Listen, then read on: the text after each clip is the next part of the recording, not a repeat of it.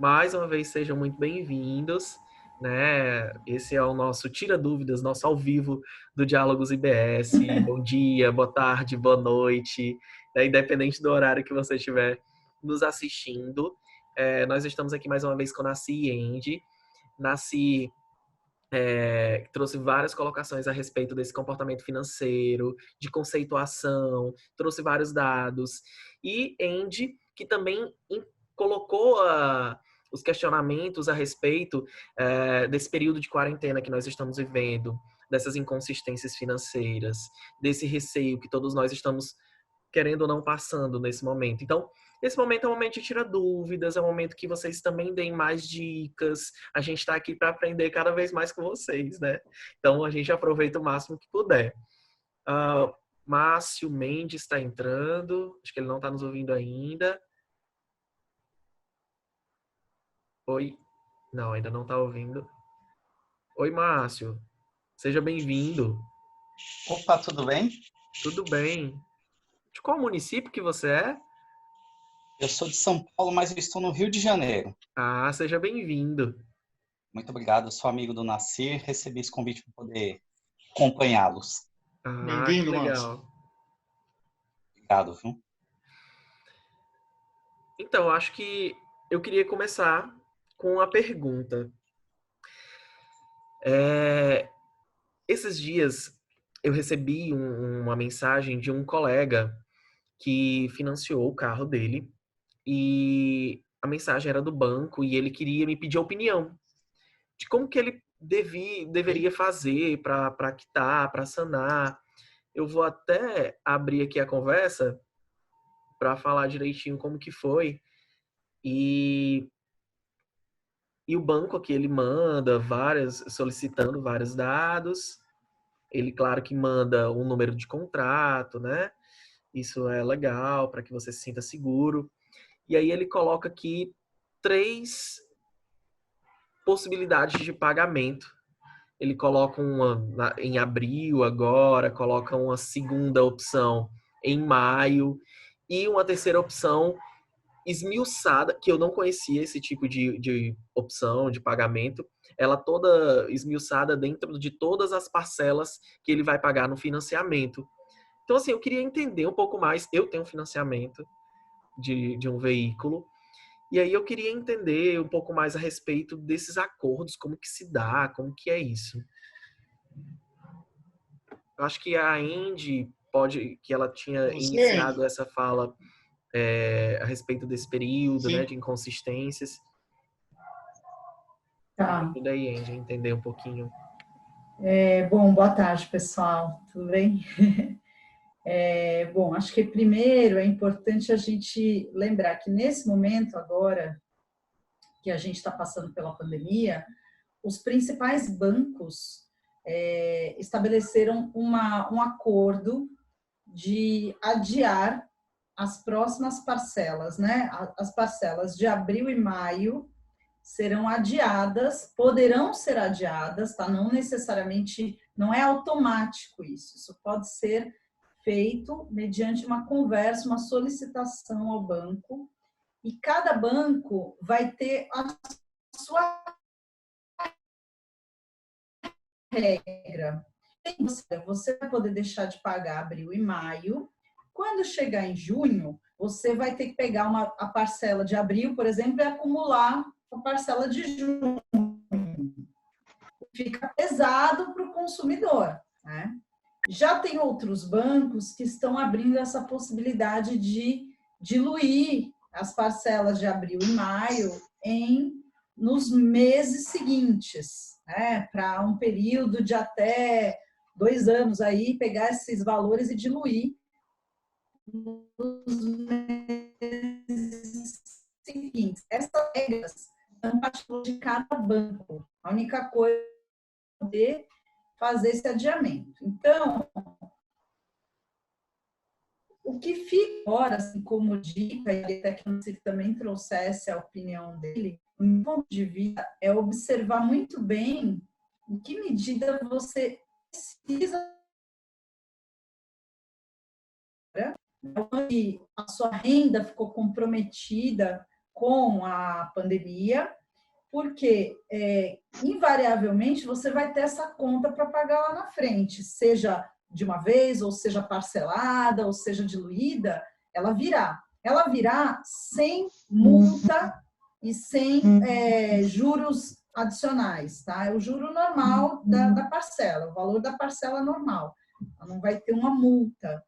Mas é importante que cada um avalie muito bem se vale a pena passar isso lá para frente, sendo que vai acumular com outras contas que não terão essa negociação mais à frente. Então, tem que ter esse cuidado, eu diria. Nasci, complemente, por favor. Eu lembro, Wendy, que você sempre falou de um meio termo, né? Olha, nem adianta a gente, caso você tenha alguma reserva, né, aquele dinheirinho para emergências, você sair quitando tudo, mas também não dá para você fechar os olhos para tudo. E é isso que você está dizendo, né? Tipo, fechei os olhos para tudo agora. Posteriormente, você vai ter represálias diante disso. Exatamente. Cuidado de não ser nem 8 nem 80, né? Você tentar chegar num equilíbrio, priorizando aquelas contas essenciais que a gente falou lá no vídeo, do que realmente não pode ser deixado, você não pode abrir mão, né, de alimentação, remédio, energia, água, enfim. Mas esses outros compromissos, avaliar muito bem e fazer conta, fazer opções, né? Fazer cenários. Olha, se eu pagar agora e deixar parcelar lá na frente, que outros compromissos eu vou ter lá na frente? Fim do ano, por exemplo, que eu vou ter? Então, cúmulo, uma decisão muito no impulso, do tipo, vou postergar tudo, vou deixar, depois eu vejo, e aí ter esse cuidado de lá na frente você não se sobrecarregar também. Então tem que ter esse meio termo. Agora, se tiver essa necessidade e for possível diluir ou for possível parcelar essas parcelas, né, de abril, maio, talvez junho, dependendo de cada caso, talvez valha a pena, porque é uma forma de você alongar essa dívida e diminuir o impacto no seu orçamento agora, se a sua renda caiu, se você teve uma queda na renda. Se a tua renda ficou igual, não teve nenhuma mudança, talvez seja melhor manter os compromissos, continuar pagando e fazendo a economia girar. Meu ponto de vista, né? Não tem certo e errado nessa história. Estamos aprendendo junto. Bom, Sim, Andy. Complementando bem-vinda, Luzilene. Um pouco aí o que a Andy falou, eu acho que é importante, sempre, né, sempre é importante, nesses momentos mais ainda, a gente tem uma palavra-chave aí que a Andy falou algumas vezes, no outro vídeo anterior também, que é equilíbrio. Tá? Então, o equilíbrio é não só ligado à nossa questão financeira, mas mais ainda à nossa questão existencial. Quando a gente fala em questão existencial, eu costumo, com as pessoas que eu converso, quando eu vou em escolas, alguma coisa assim, eu costumo sempre falar o seguinte, olha só, num conceito existencial de subsistência, o que nós precisamos, o que é prioridade para nós hoje é a mesma coisa que era no tempo das cavernas. Então, quer dizer, o que o homem primitivo precisava? Ele precisava de abrigo, precisava de alimento, né? Precisava de proteção, precisava de saúde, porque ele precisava caçar, e precisava de grupos, ele precisava ter mais pessoas junto com ele. Tá? Então, basicamente, hoje é a mesma coisa. É claro que tem a questão da mordomia, a questão da modernidade, tem uma série de questões aí, mas o básico mesmo, o que é primordial, é exatamente essa questão de abrigo, alimentação, saúde, né? Esse tipo de coisa que a gente tem que... E para isso, quando a coisa aperta, o lado financeiro aperta, a gente falando em financeiro, a gente vai para uma questão de liquidez. O que é liquidez? Né? É aquele dinheiro que eu tenho para gastar agora. é a minha reserva financeira que eu tenho para gastar agora. Tá? Então, faltou comida na minha casa, eu preciso ir ali comprar. E eu preciso comprar, né? Então eu preciso de liquidez. A gente acostumou a viver muito no crédito, né? Então, quer dizer, a nossa liquidez ela está no limite do cartão ou do cheque do banco, né? Não está no liquidez num dinheiro que está comigo disponível, numa reserva que está comigo disponível. Então, dentro dessa situação que você colocou do seu amigo, Vicente, é importante, primeiro, saber o seguinte: ele tem o dinheiro para pagar? Então, ele tem esse dinheiro para pagar, ou ele já está correndo atrás, ele já está no passivo, como a gente fala contabilmente, né, financeiramente. Ou seja, eu já estou devendo e estou com um mês atrasado, e o dinheiro, na verdade, que eu estou recebendo já não é meu. Eu não tenho como guardar. Então, essa é a primeira coisa que ele tem. Se ele está assim, na minha opinião, ele tem que primar pela liquidez. Ele tem que começar a ter uma reserva, porque como a gente está vendo, como a Andy citou bem, ele pode até não ter tido redução nenhuma até agora, mas existe uma previsão disso, ou seja, no que ele trabalhar. Se ele for empregado CLT, se ele for profissional liberal, se ele for empresário, ele tem um risco acontecendo disso aí. Então, se ele não tem a reserva, na minha opinião, ele deveria primar pela reserva. Por quê? Porque o dinheiro em caixa, ou seja, o dinheiro líquido para ele, vai ajudá-lo a comprar comida amanhã depois, ou pagar a luz. Comida eu fui muito drástico, mas que seja pagar energia de casa, pagar abastecimento de gás, não sei se ele mora de aluguel ou não, né? Mas o básico ele vai precisar. Tudo bem? Então, essa é a minha opinião em relação a isso. Então, primeiro, se organizar e se preparar para isso. Se isso está tudo organizado, se ele tem uma reserva para isso, para os próximos meses, quando a gente fala numa situação normal, a gente fala em 3 meses, 6 meses, o ideal é você ter até uma reserva de subsistência por 1 ano, se alguma coisa acontecer, para o básico. Né? Mas se ele tem aí por 2, 3, 4 meses, que é o que a gente acha que vai durar essa... Né? Talvez dure um pouco mais, mas o principal é isso daí. Tudo bem, ele pode pensar em pagar ou não pagar. Agora, se ele não tem isso, na minha opinião, ele teria que guardar esse dinheiro aí, pelo menos uma parte dele, talvez negociar, como a Andy falou, né? Negocia e paga uma parte. Então, mas essa outra parte tem que ser reservada.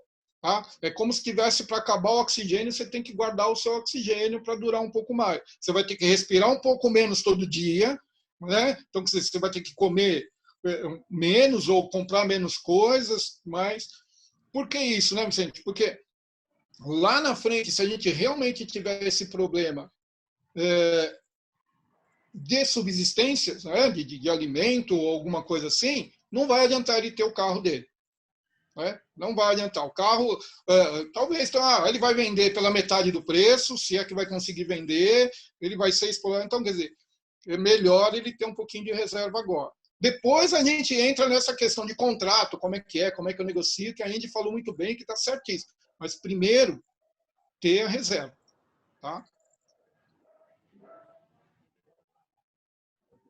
Entendi, gente. Obrigado. Eu espero que ele assista, né? Eu vou mandar o link também para ele. Seja bem-vindo, Luiz, Carmélia.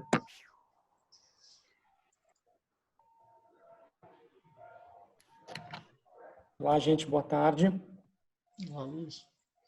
Perdi um pouquinho o começo, mas eu estava ouvindo do celular. Era eu no iPhone, viu?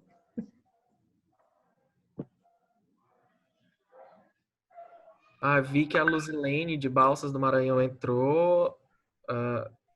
Não, deu uma saidinha. Deixa eu ver aqui. Ela tá falando comigo no WhatsApp. Eu tô com um olho na tela do WhatsApp e um olho aqui no Zoom. Enquanto o WhatsApp continua, posso aproveitar esse momento para levantar uma questão aqui? Por favor. Fique à vontade. Queria perguntar para vocês, está havendo obrigatoriamente para todo mundo uma reflexão maior no nosso modo de compra, de todo mundo, até pela questão que está da pandemia. Queria saber de vocês se vocês acham que isso pode ser uma grande oportunidade para nós de estender mais essa reflexão, porque pode ser que as pessoas também estejam pensando nisso só temporariamente, para depois que terminar tudo, voltar a fazer tudo que fazia antes. Então, eu queria saber de vocês como é que a gente pode pegar esse momento e fazer com que essa reflexão ela permaneça, inclusive para nós educadores, como é que a gente pode levar isso adiante? Posso começar, Andy? Pode. Então, essa questão uma questão muito importante, Diogo, pelo seguinte, eu vou passar para vocês uma questão que está muito recente aqui em São Paulo. Estou em São Paulo. Nós tivemos há 5, 6 anos atrás um problema de seca em São Paulo. Ok? Você é de São Paulo, né, Diogo? Sabe disso? Isso também, né? Acompanhado disso, racionamento, ninguém podia lavar carro, não podia gastar água à toa, e quem fazia isso, quem passava e olhava alguém fazendo isso, era visto com maus olhos. Como é que você está estragando água? Como é que você está jogando? Os rios estão secos, as represas estão secas, e a gente não vai ter água, vai faltar água, né? Passados um ano dessa seca, o que aconteceu? As represas subiram, voltou a chuva e tudo isso se acabou. Hoje todo mundo gasta água, toda aquela conscientização que tinha, guardar a água, fazer, isso tudo acabou. Por quê? Porque existe uma coisa um pensamento, né, que é muito importante em relação a isso, que é a necessidade obriga. Tá? Então, quer dizer, eu vou dizer para vocês, se a maioria das coisas não fechassem, a maioria das pessoas, uma grande parte das pessoas estaria na rua agora. Tá? Muita gente deixou de sair porque não tem o que fazer, não tem aonde ir, por isso que não sabe, que senão sairia. Tá? Então, nessa questão, eu acho que quando a gente fala de educação financeira, a gente tem que falar um pouquinho com traumas, né? Traumas das pessoas, aquelas pessoas que são endividadas ou que se endividaram, que já passaram por problemas sérios, eles trazem isso com trauma. Aquelas que não passaram por isso acham que isso não existe. Não, se eu consigo dinheiro fazendo um bico, vendendo alguma coisa, vendendo bala, sei lá, eu sigo. E eu acho que essa que estamos vivendo agora demonstra que não é bem assim. Se a gente fizer um paralelo, dadas as de uma pessoa e países, como a gente está vendo aí uma economia dos Estados Unidos que pode entrar em colapso, né, que é totalmente preparada, né, e nem vou falar de terceiro mundo, de outros, né, a gente pode falar também que alguém totalmente organizado nessa questão também pode ter problema. Quanto a gente perdeu aí nos últimos 30 dias milhões, bilhões na Bolsa de Valores, por exemplo, achando que isso nunca poderia acontecer. É um exemplo, Gustavo, maravilhoso para se usar, pontual como em 2008, que foi uma questão de alguns lugares. E isso é globalizado mesmo. Tem uma visão realmente, esse exemplo que ele trouxe do água e tudo mais, naquele ano, daquela situação de desconforto, a tendência é retomar o hábito anterior. Então, eu acho que tem um papel muito importante aí da educação, dos educadores, e agora mesmo eu estava numa reunião com a escola da minha filha, falando exatamente sobre isso, sobre que lições, né? Porque a escola está preocupada com os conteúdos, não vamos perder os conteúdos, vamos fazer aula online, vamos trabalhar os conteúdos, porque as crianças não podem perder o ano e tudo mais. E eu concordo com isso, acho que isso é uma responsabilidade, né? Não se pode deixar as crianças sem tudo que elas precisam aprender. Mas existem algumas lições que eu considero mais relevantes e mais importantes que o contexto está dando de presente para a gente e que a gente precisa incorporar isso no ambiente escolar, seja online, seja depois que passar. Quer dizer, a gente precisa retomar esse assunto nas escolas. Depois que as coisas voltarem ao normal, porque eu não acredito que as coisas vão voltar ao normal, explorar com as crianças o que se sentiu nesse período, o que vivenciou, o que aprendeu, o que mudou, o que dá para manter, o que deve ser mudado, por que a gente caiu nessa, né? Por que a gente ficou, por que tanta gente ficou sem acesso, por que houve tanta desigualdade social, econômica nesse período, né? Por que tanta gente não conseguiu sobreviver? Por que a questão do cuidado com a saúde é importante se manter para você passar melhor por uma situação dessa? Por que o seu consumo, né, como foi falado, não adianta você ter o carro, não adianta você ter um monte de coisas se você não vai poder usar.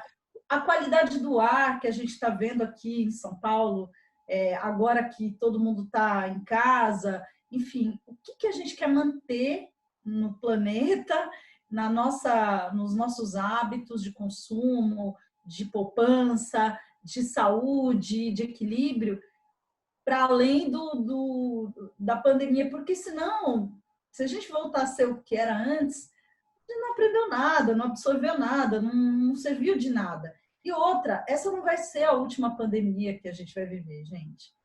Essa não é a primeira e não vai ser a última. E com o mundo cada vez mais globalizado, a gente vai vivenciar isso ainda muitas vezes, né? Outro dia eu estava assistindo uma entrevista com aquele autor do livro Sapiens, com o Luciano Huck, fazendo perguntas para ele.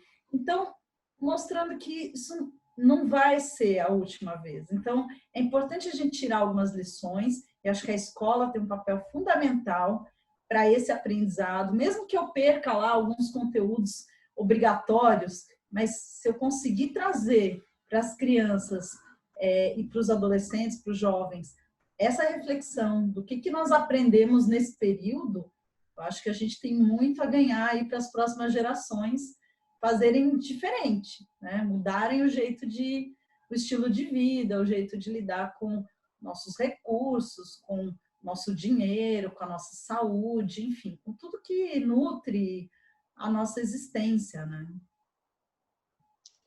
E só completando, assim, o Diogo, eu acho que uma coisa que está muito, tanto na instituição família como na instituição escola,